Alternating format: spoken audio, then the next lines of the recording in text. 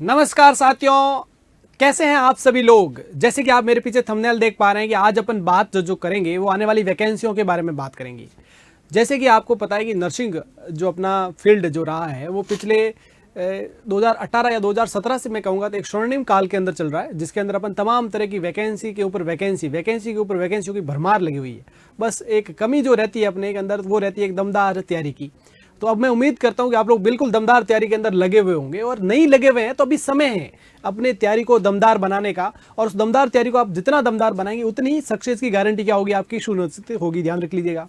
अब आपको मैं बता रहा हूं कि आप लोग कुछ लोगों के माइंड में एक सवाल चलता रहता है कि यार वैकेंसी तो है ही नहीं, पढ़ कर क्या करेंगे, पढ़ेंगे तब तो भूल जाएंगे, वैकेंसी के अंदर बहुत टाइम लगेगा वगैरह वगैरह। ये जो तमाम जो थॉट्स है आपके, उन सारे थॉट्स को आपको क्या करना है, थोड़ा माइंड से क्या करना है, क्लियर करना है। तो मैं आपको बताने वाला हूं कि आने वाले समय के अंदर आपके लिए क्या क्या खास वैकेंसीज होने वाली है, और आपको इसके लिए किस वजह से आपकी जो तैयारी का मोटिव क्या है, उस तैयारी का मोटिव को तैयार करता हूँ। और नौकरी के मोटिवेशन की मुझे नहीं लग रहा आप लोगों को जरूरत है। सबसे खूबसूरत जवानी को कोई तोहफा हो सकता है तो वह आपकी सरकारी नौकरी हो सकती है। तो इस तोहफे को पहले अपने आप को, खुद को दीजिए, फिर घर वालों को दीजिए, और फिर अपने आसपास के लोगों को इस तोहफे का आनंद दीजिए। क्योंकि अपन एक ऐसी सेवा के अंदर है जिसका फायदा ना केवल अपने को होता है, उसके अलावा समाज को, परिवार को, सबको बड़ा फायदा मिलता है। क्योंकि एक समाज सेवा का काम है, एक परोपकार का काम है, जो बहुत बेहतर रहता है हर किसी के लिए।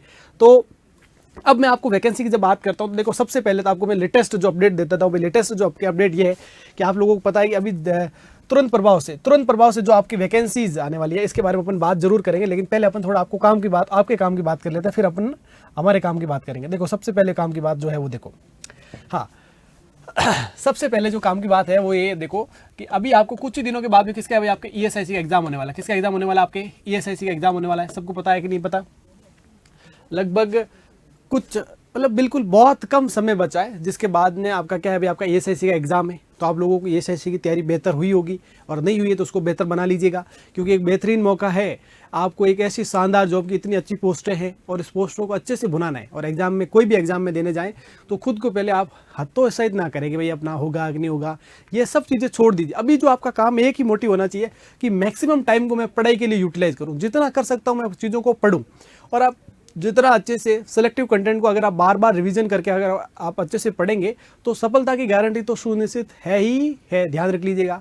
तो ईएसआईसी का एग्जाम कुछ ही दिनों के बाद में, तो आप लोगों को उसके लिए क्या रखना है, बिल्कुल तैयार होकर रहना है, और अपनी तैयारी के अंदर अब कोई ढील मत छोड़ना। ये एक ऐसा समय है कि यहाँ पर एक सवाल भी, अगर आपने कोई ऐसा सवाल पढ़ा जो आपके एक्स्ट्रा एफर्ट के अंदर शामिल था और वो सवाल आ गया, तो हो सकता है कि आपको मेरिट के अंदर आपके रोल नंबर ला सकता है। और उस एक जो क्वेश्चन की इंपॉर्टेंस है वो आप तभी समझ पाएंगे।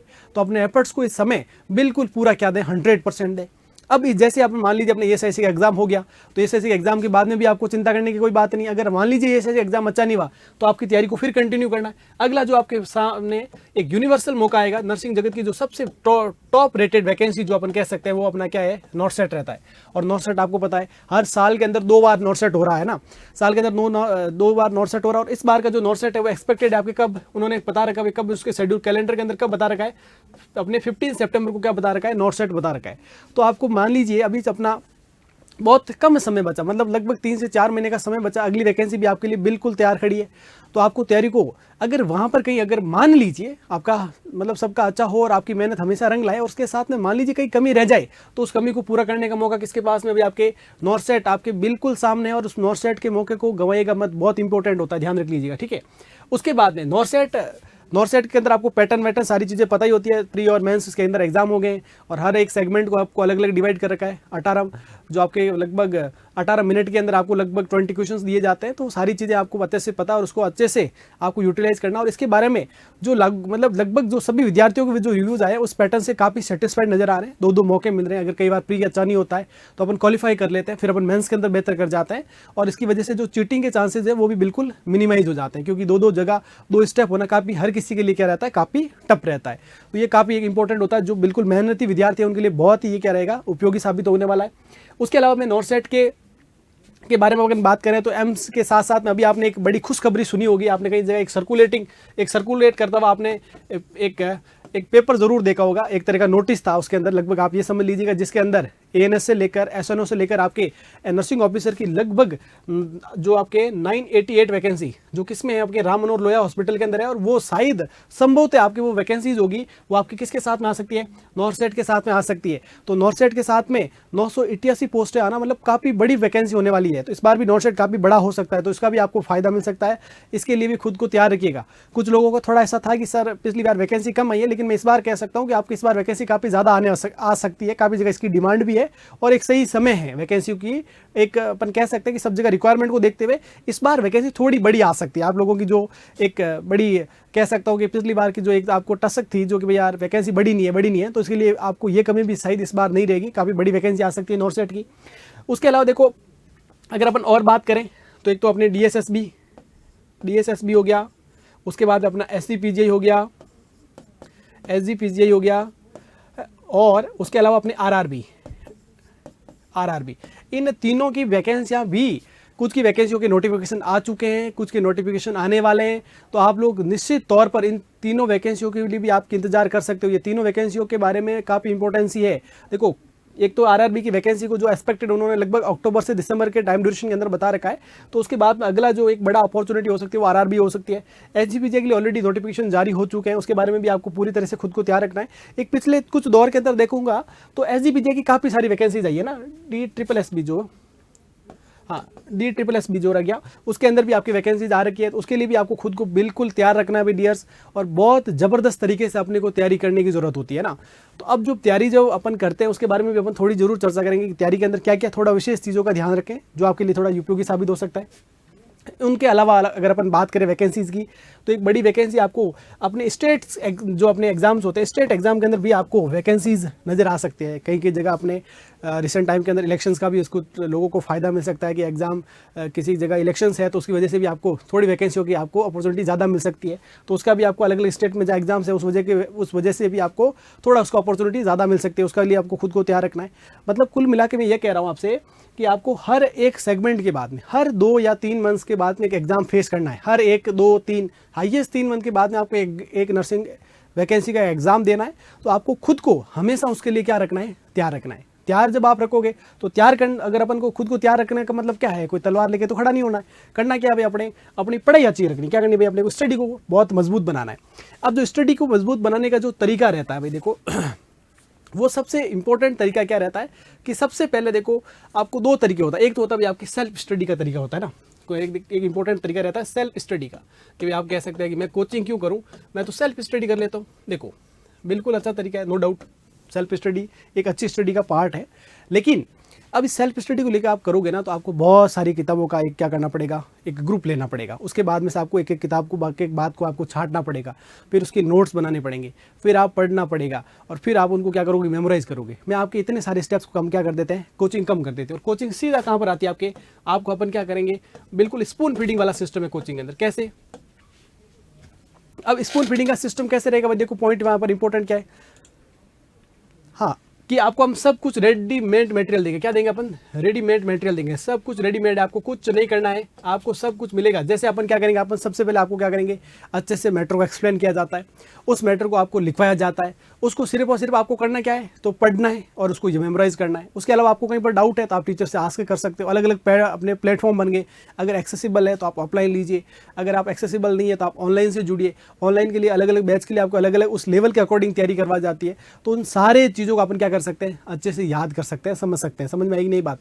तो वो काफ़ी इंपॉर्टेंट एस्पेक्ट रहता है, उसको भी आप अच्छे से क्या कर सकते हो, याद रख सकते हो डियर, है ना। तो ये जो सारी चीज़ें वो बिल्कुल बेहतर रहती है। अब आप कुछ लोगों को जो रहता है, एक बार अपने क्या करेंगे, जब अपन एक बार कोचिंग कर दें तो अपने को एक बार एटमॉस्फेरिक का जो कंपटीशन का लेवल पता चलता है, सराउंडिंग क्या चल रहा है, क्या ज़्यादा आता है, क्या पढ़ना ज़्यादा इंपॉर्टेंट रहता है, वो आपके माइंड में थोड़ा क्लियर थॉट हो जाता है।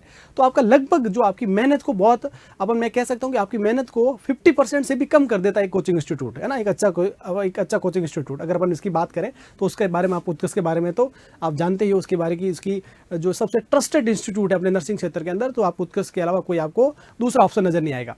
अब यहाँ पर दूसरी बड़ी जो खास बात रहती है, अपने को करना क्या है अपने को एक बढ़िया कोचिंग करनी है, उसके साथ में नोट्स बनाने, उसके साथ में जो भी आपको जो भी आपको बुक जो लगती है उस बुक को भी आप अपने साथ में रेफर कर सकते हैं। आपको उसके अकॉर्डिंग आपकी तैयारी को क्या करें, कंटिन्यू करें। और रेगुलर अपन 4 से 6 घंटे अपनी पढ़ाई को करते रहें, कभी खुद को डीमोटिवेट नहीं करें। एक दिन में कुछ नहीं होता है, होगा एक दिन जरूर होगा, मतलब धीरे धीरे अपने प्रोसेस को कंटिन्यू करें। मतलब क्या कि अपनी पढ़ाई को धीरे धीरे आप अपने आप को क्या करते रहे, पढ़ते रहे। आपको धीरे धीरे हो सकता है इनिशियल फेज के अंदर आपको लगे कि मुझे कुछ नहीं आता, मुझे याद नहीं रहता। अरे डियर, सब याद नहीं रखने, आपको कुछ चीज़ें ही याद रखनी है, क्योंकि एग्जाम के सामने आपको जब आपका अच्छे से कंसेप्ट से चीज़ पढ़ी हुई होगी, तो जब आपके एग्जाम में जब क्वेश्चन आएगा तो आप उस चीज़ को अच्छे से क्या कर पाएंगे, समझ पाएंगे। ये मैं आपको पूरा विश्वास दिलाता हूँ। ये सारी चीज़ें बहुत महत्वपूर्ण रहती है, बहुत महत्वपूर्ण, बोले तो बहुत महत्वपूर्ण रहती है। तो आपको इस तरीके से इन चीज़ों को समझते रहना है, ठीक है। उसके बाद में मान लीजिए अपने को कई बार होता है कि एग्जाम में आपको सक्सेस नहीं मिलती है, 2 में नहीं मिलती है, 3 नहीं मिलती है, तो ऐसे आपको उस समय आपको ज़्यादा चिंतित होने की विषय नहीं है। वो विषय कौन सा है अभी आपको, वो वैसा विषय है जहाँ पर आपको वापस से बाउंस बैक करने की जरूरत है, खुद को वापस एक पॉजिटिव वेव में मोटिवेट रखते हुए वापस से रीस्टार्ट करना। अपनी गाड़ी को कभी की यहाँ पर रोकना नहीं, अपने को क्या करना है, वापस से रीस्टार्ट करना है। और जब आप रीस्टार्ट करोगे पॉजिटिव एनर्जी के साथ में, जहाँ अपनी कमी रह गई है तो उस कमी को अपन क्या करेंगे, पूरा करेंगे। और चीज़ों को जितना आप डिटेल में, जितना समझ के कंसेप्ट से अगर आप पढ़ते हैं तो उससे बेहतर कुछ नहीं होता।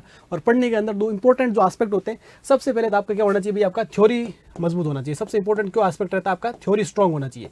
और जब थ्योरी स्ट्रांग होगा तो थ्योरी के साथ में आपको क्या करना चाहिए, एमसीक्यू की प्रैक्टिस करनी चाहिए। और एमसीक्यू की जब आप प्रैक्टिस अच्छी होती है, तो एमसीक्यू की प्रैक्टिस अच्छी होती है तो आप उसको जब एग्जाम टाइम के अंदर क्या करते हैं, आप अच्छे से यूटिलाइज कर सकते हैं। और उसके साथ साथ में एमसीक्यू को पढ़ने का, समझने का और हल करने का तरीका भी आपको सीखना चाहिए। और उसके लिए आपको रेगुलर टेस्ट सीरीज का पार्ट भी बनना चाहिए। आप रेगुलर जब आप एग्जाम देते हैं तो आपके अंदर कॉन्फिडेंस बूस्टअप होता है, कॉन्फिडेंस बिल्ड होता है। जैसे कि आप कई बार एक बार जब जॉब का सिलेक्शन हो जाता है आपका, तो आपके कॉन्फिडेंस क्या होता है, प्रो लेवल पर होता है। फिर आपको एग्जाम का फर्क नहीं पड़ता, फिर आपकी पढ़ाई भी ज़्यादा इतनी मैटर नहीं करती, क्योंकि एक टाइम जो आपका कंसेप्ट बन चुके हैं वो फिर कंसेप्ट से रिलेटेड ही क्वेश्चन बार बार वहाँ से आपको एग्जाम में मिलते हैं। तो आप बहुत ज़बरदस्त तरीके से वहाँ पर क्या कर जाते हैं, एग्जाम के लिए अपने मैटर को तैयार कर पाते हैं। तो ये सारी जानकारी बहुत इंपॉर्टेंट है। और मैं आप लोगों से यही कहना चाहूँगा कि अगर आपने नर्सिंग कर रखी है और नर्सिंग कर रखी है और अब नर्सिंग कर रखी है तो आप कहीं इधर उधर जॉब की तलाश में, तो मैं कह रहा हूँ सबसे सही समय आज, अभी और इसी वक्त अपनी एक ही काम करना है, अपने को स्टडी स्टार्ट करनी है। जो भी आपको मेथड सही लगता है वो सब मेथड अपनाते हुए अपने को स्टडी पर फोकस करना है, मतलब फोकस करना है।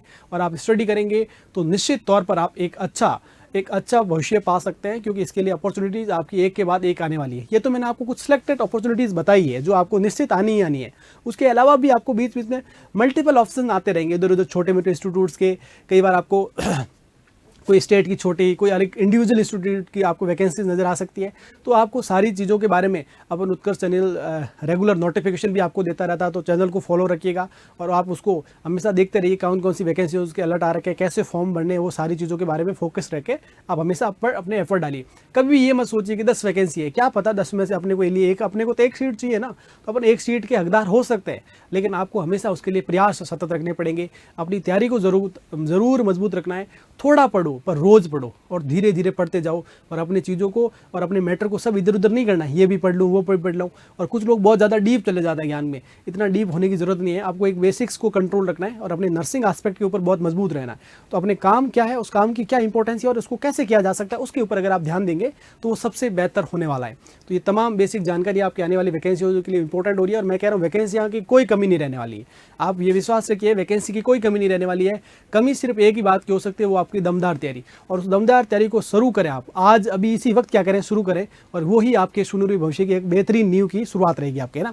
अब आपको मैं बता देता हूँ भाई, उत्कर्ष परिवार आपके लिए इस दमदार तैयारी को दमदार बनाने के लिए क्या क्या खास चीज़ें लेकर आ रहा है। जैसे कि आप सबको पता है कि भाई जो आपकी बिग समर सेल जो चल रही है वो अपने 14 to 20 जून के अंदर अपनी चल रही है। आज अपना 15 जून है।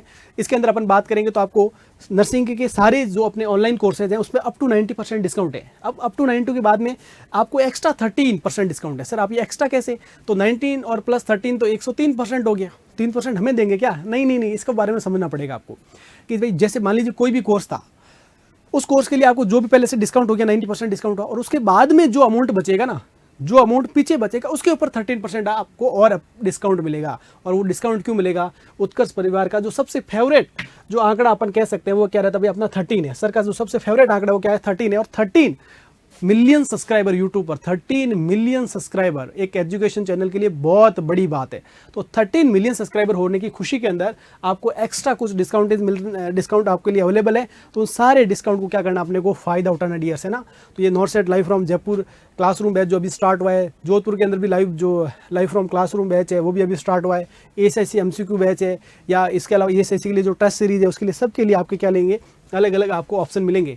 नॉर्थ सेट रिकॉर्डेड कोर्स है जो, चाहे एसजीपीजे के लिए कोर्स हो, आरएमएल के लिए कोर्स है जो, आरआरबी के लिए कोर्स है जो, ये तमाम कोर्सेज जो रहेंगे वो आपके लिए क्या रहेंगे, बिल्कुल शानदार ऑफर रहने वाले हैं। और इन सब के बीच में जो सबसे अच्छी खबर जो अभी कुछ ही दिनों पहले आई, मतलब कुछ ही दिनों का मतलब क्या, कल परसों की खबर है कि आरएमएल भी 988 पोस्टों के साथ अपनी वैकेंसी करवा सकता है। उसमें एसएनओ की पोस्टें भी है, कुछ एनएस की पोस्टें भी है। तो ये सब भी पोस्टें आपके लिए बेहद इंपॉर्टेंट और बड़ी खास खुशखबरी रही है। तो अपने आप को बिल्कुल पॉजिटिव बनाएं और अपनी तैयारी को जारी रखिए। अगर आपको इस बार कहीं निराशा हाथ लगी और आप रुक गए तो रुकना नहीं है, थकना नहीं है, अपने प्रयास को सतत रखना है, और ये सतत प्रयास ही आपकी सफलता की गारंटी है। तो आप ऐसे ही लगातार बनी रहिएगा उत्कर्ष परिवार के साथ में। तो इन बेसिक चीज़ों को जानते हुए अपनी तैयारी की शुरुआत करें। Thank you.